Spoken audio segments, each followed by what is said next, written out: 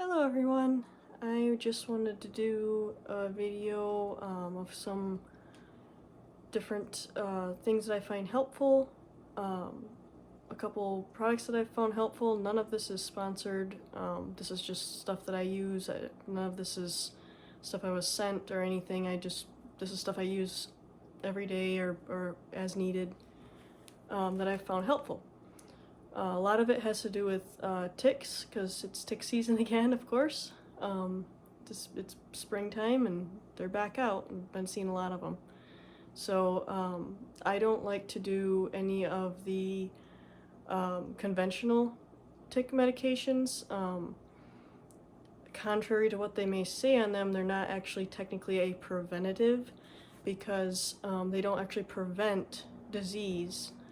The tick has to take a blood meal in order for them to die from the toxins in there, which are neurotoxins. And you can find this information by looking at it yourself. So the tick has to take a blood meal, which then it has already transferred whatever it's carrying to your dog. So I don't see a lot of point in that, and I don't like the idea of putting a neurotoxin in my dog, so I don't do that. So instead I layer a few different things.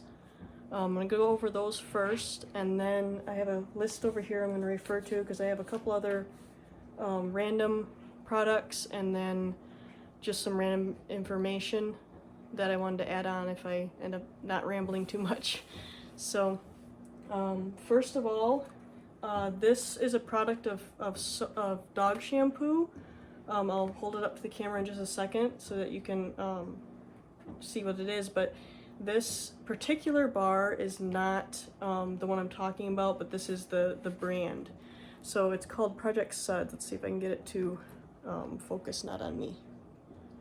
Come on. Hopefully it's focused. I don't know if it is or not, but I don't think it is. But I'll try to link everything down in the information too. But it's called Project Sudz, and they have a shampoo bar that is a flea and tick shampoo bar. And during season, I will use that whenever I bathe the dogs, because that helps at one of the levels. It's all natural ingredients. Like I said, this one isn't that particular one, so I can't give you the ingredient list on that particular one, but you can look it up. This particular one is just it's called Gentle. It's lavender, sage, and bentonite clay, and it's all organic. It has oils of olive oil, coconut, and castor. Has vinegar, lavender essential oil, sage essential oil, bentonite clay, and activated charcoal. And this is just one of the ones, but that gives you kind of an idea of ingredients lists. But the flea and tick one is a great thing to layer on for during tick season. And then the other thing I do, let's do this. I like to, if your dog will eat it in the food, I like to do this as a feed through. This particular one is I've just found helpful. It's Earth Animal Nature's Protection. I like to do the yeast-free one just because you're basically getting, it's about the ingredients list, so this ingredient list is very limited. The one with the yeast, I don't care so much one way or another about the yeast, but it's got more ingredients and stuff, and this one's just kind of streamlined. And the ingredients on here is listed as a blend of alfalfa, garlic, spirulina, kelp, papaya, neem, nettles, and hawthorn. And it's just a very nice mix that I personally like to use as a feed through in flea and tick season, if it's applicable for your dog. I mean, make sure you check with your vet if your dog's on any medicine and all that stuff, you know, disclaimers. But if your dog can handle it, I like using that as a feed through, or you can just you can look up dosage for your whatever size of dog you have, to just use fresh garlic as well. And then the last thing I have for ticks that I do is Wondercide, the flea and tick spray. I get the lemongrass just because I like the smell of the lemongrass. They have a lot of different scents, but I really like their products. There is some interviews out there with the lady who started this, and hearing her story and stuff, I think that is really neat to hear where it came from and how it got developed and everything. And I really like that it's just going to be mainly your cedarwood oil, and a few other cedarwood oil, sodium lauryl sulfate, lemongrass oil, sesame oil, and then it says inert ingredients. The sticker's over some of it. Let's see if I can get it off of it. Okay, almost. There we go. Water, ethyl lactate, I have no idea how to pronounce things. Calcium chloride, trisodium citrate. Yeah, I don't know how to say that. Dihydrate, polyglycerin, which is oleate, glycerin, and citric acid, and vitamin E, if anyone knows what all those things are. But if you look up on the company, you can find more information, and you can find how to apply it. I apply this every day. I'm going to take them out into the woods, which is pretty much every day. And what I do is I'll back brush them with a brush, like brush your coat backwards from tail to head. And it tells you on the website too. But and then I'll spray them, and then I'll brush them down head to tail, the normal direction, so it gets inside their coat. And this does a really good job of helping to repel the ticks and fleas. So the rest of it is just other products, has nothing to do with fleas or ticks. Those are the three things I do. The only other thing that I do is I do tick checks on our dogs.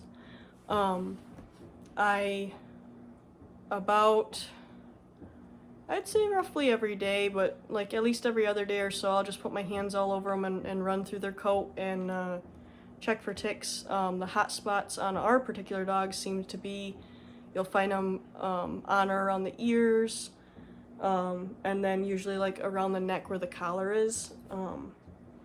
That's usually the most places that I'll find them. So I try to check those areas every day, usually at the end of the day if I can. If not, every other day, just to check and make sure I'm not missing them. And then whenever I do grooming, I do a really more in-depth overall look at the dog. So outside of that, this I saw on another lady's channel, which I will try to remember to link in the description. Girl with the Dogs is a grooming channel. I may have mentioned this in a different video, I can't remember, but this is just a beekeeper's hat. And if you have a dog that you're grooming yourself, like my Higgins, he's a poodle. He has very, like, when I shave his hair with the clippers, it kind of just puffs everywhere in the air. And this fine mesh netting helps to keep the little particles of hair out of my nose. So it's helpful, and you can kind of cinch it around your neck there. And it also keeps it off of my face, because that's a difficult thing for me if I have something against my face, like wearing a bandana for that. Very hard for me to do. So this is helpful, that it keeps it off my face, nothing's touching my face. So that I found helpful for grooming. I recently got shown and have been using this type of ear cleaner. I'm not sure if it's gonna show up. I'm trying to hide my face. Hopefully that comes out. But this is the Canine Clean Ears. It's a leave-in ear cleaner, and it has been really working good when I've tried many other things that were not working for some persistent ear issues with one of the dogs. This has been helping, so I wanted to include that. And then let's go with this one. This is kind of random, but this is something I think everyone should have. You can find this, which is marshmallow root powder. It's just an herb. As you can see, I got this from Mountain Rose Herbs. But this or slippery elm, this slippery elm is warming, this is cooling. I get this, 2 reasons. One, because I use it on Higgins, who is a fire personality. This is speaking of energetics from an Eastern medicine standpoint. You can look that stuff up and find out your own information on that, but this is cooling, so that's why I get this for Higgins, because he's warm. The other reason is this is more sustainable to harvest than the slippery elm. But slippery elm or the marshmallow root will both work really well for GI upset, for just like calming that down while you're figuring out the root cause. Definitely go in depth and figure out the root cause, but for dealing with any, if your dog's vomiting or having diarrhea, those 2 things are like the first go-to while you're figuring out what's wrong. They can be really helpful. So, of course, do your own research on that, and insert all the disclaimers here.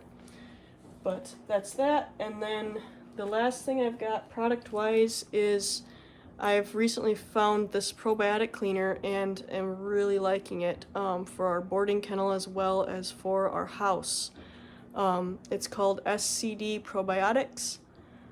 This is their multi-surface cleaning concentrate, and I just mix it as directed into a bottle, a spray bottle, so I can spray it. And that is has been really helpful. It's all good ingredients. I'll read you the ingredient list if I can find it. It's on here. But it's been really helpful. Here we go. So water, of course, and then there's 13 organic probiotics. It says it's a proprietary cultures blend, organic beneficial postbiotics from fermentation brew, organic lemongrass essential oil, because I got the lemongrass scent. As you can tell, I like lemongrass. They also have a lavender, and they have, it's in my bag over there, I forgot to grab it, but they also have a wipes that you, like wet wipes, but in, basically it's this with, on a biodegradable cloth, and I got some of those for using in town, especially for if Higgins, being a poodle, poodles have issues with peeing on their front legs, male poodles, it's a kind of a thing, and I got that to clean him up because this stuff does take off the smell.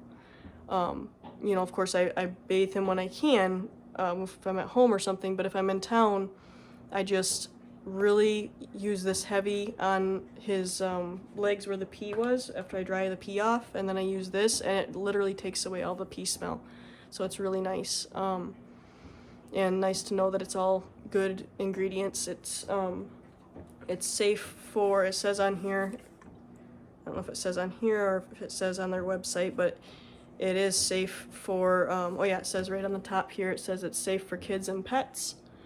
So I use that and it works really well. That's all I had for that. Let's see what let me look at my list.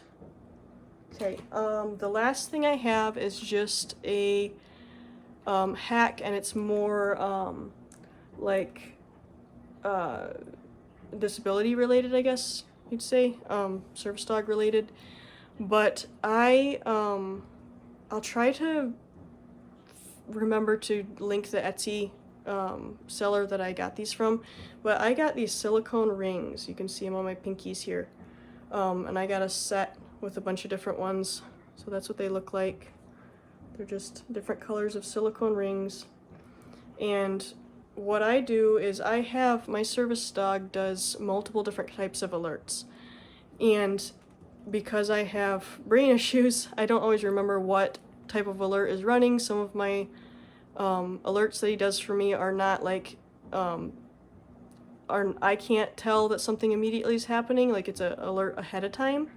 And in between the time of him alerting and the episode that's going to happen, sometimes I'll forget.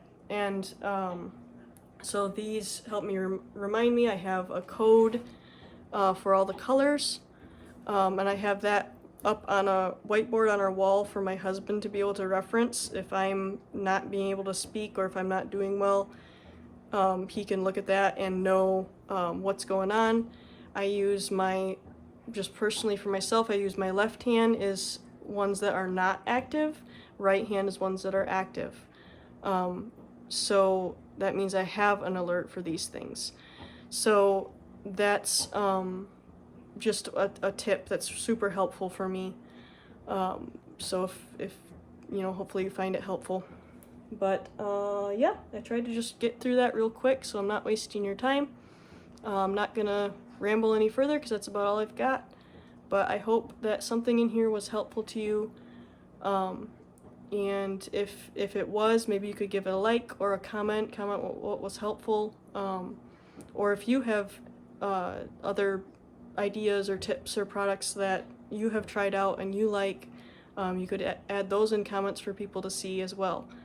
This is just meant to be kind of a helpful, informative tips and hacks type video. So I hope that's helpful for you. Like it if you like it. If you don't, don't. Alright, we'll see ya.